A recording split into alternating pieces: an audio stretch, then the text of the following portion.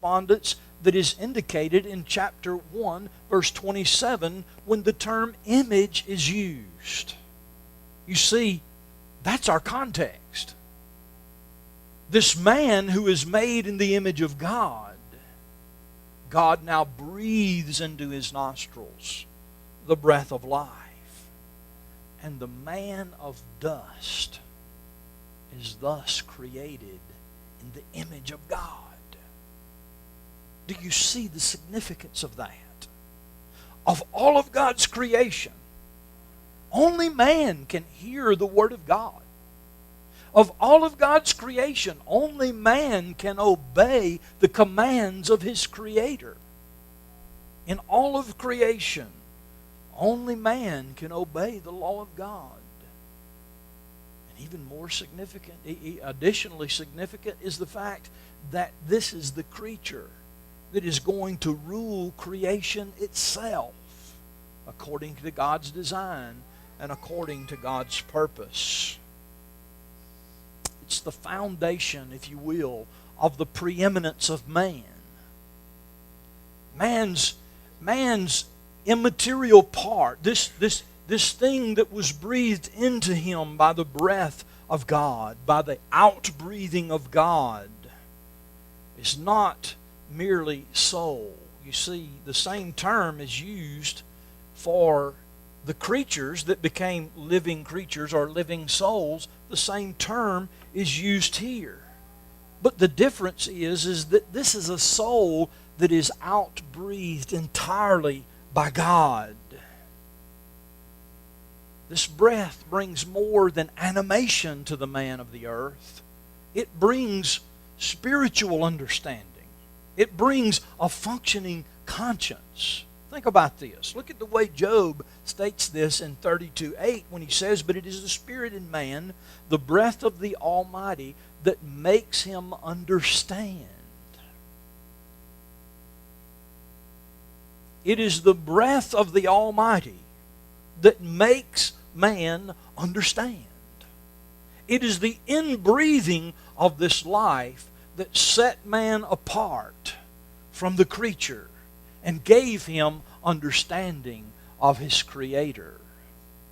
In fact, in Romans chapter 2, verse 15, the Apostle Paul says that the Gentiles, though they don't have the law as the Jews do, we find that they show the work of the law, and that the work of the law is written on their hearts. And while their conscience also bears witness, this inbreathing of the breath of God into the creature formed from the dust imparted understanding. It imparted a conscience, if you will. In short, this inbreathing imparted to man a moral capacity, and by it, he obtained physical life, mental life, spiritual life, and became the one created in the image of God. Job says in 33:4, "The Spirit of God has made me, and the breath of the Almighty gives me life." The Spirit of God has made me and formed me, and the breath of the Almighty gives me life. Do you see the quality of life to which this refers? It's not the life of the dumb creature.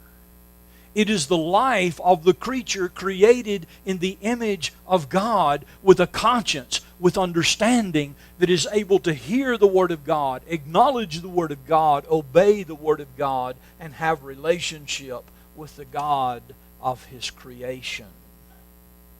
So we see that the God-breathed breath of life imparted to man a preeminence of being. It exalted him and raised him above the creatures. And it gave him a quality of life that is characterized by cognizance of existence and a functioning moral conscience.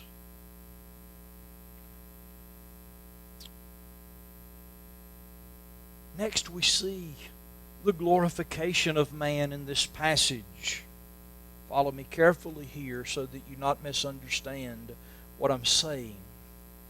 The glorification of man. And the man became, when God breathed into his nostrils the breath of life, the man became a living creature, or a living soul, a chaya nefesh in the Hebrew. Living creature, living soul. Go back. Let's go back and look at this. Note that chapter 1, verse 27, or verses 26 and 27, is well within the context of chapter 2. When God said in chapter 1, He said, "Let us make man in our image and after our likeness, and let them have dominion over the fish of the sea, and over the birds of the heavens, and over the livestock, and over all the earth, and over every creeping thing that creeps in the earth." God is purposely creating man in His image to have dominion in the earth. And then we come into chapter 2, and we see in verse 7 that the God who said, "Let us make man in our image," formed him from the dust of the ground, breathed into his nostrils the breath of life, and he became a living soul, or a living creature. In the sense that he had life in himself. In the sense that he had an animated body. Man is a living, breathing being just like the creatures. But unlike the animals, he arrived at that state of living and breathing in an entirely different way that clearly distinguishes him and sets him above the animals. God gave man alone a kingly and a priestly status, and He makes man alone in His own image. Do you see the connection of those two passages? He creates man in His image to rule and have dominion and to be His vice regent or His king in the earth. And He breathes into his nostrils the breath of God, that he might have relationship with his Creator, unlike the animals and the inanimate objects that have been created. You see, man is not only alive, he knows that he's alive. And not only does he know that he's alive, he knows from whence his life came. Though many deny it, they know it, according to the book of Romans. They deny it, but they know it. And we also know that if God created us, we owe Him obedience. We owe Him allegiance. We owe Him everything. So we see that though man's physical frame is derived from the lowly dust of the ground, by the breath of God, he is made a living soul, capable of bearing the image and glory of his Creator. We are, in the end, dust, created for glory. Dust created to rule. Dust created to live in relationship with our Creator. Man alone is vested with an immortal soul. We have immense capacities as the creation of God.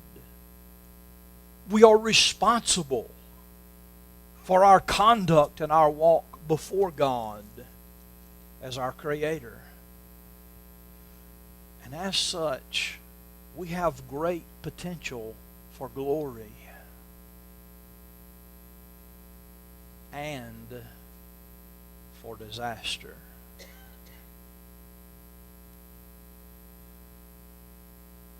You see, Adam did not retain his original state. He did not retain his kingly and priestly relationship with God in the earth. Adam lost that image and he lost that glory. He surrendered, if